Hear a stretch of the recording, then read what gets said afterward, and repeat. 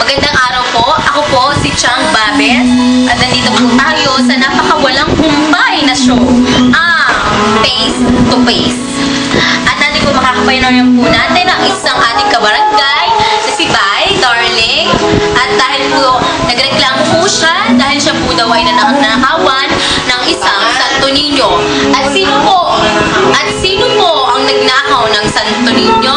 Alamin po natin at lalabas na po ang kanyang kaaway. Kuno, siya po, si Giordano Blues. Paso pala pang mukha niya. Ako pwede yung isang nagnanakaw. Niya? Kapala mukha niya.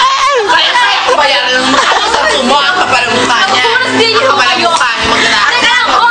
Teka lang po, wala po tayo sa ano. Magkaalaman po to dahil nandito. Sige, paliwan ka ngayon sa akin. Kung Teka lang po, maghuli ito yan. Maghuli po. Teka lang, wala lang po, teka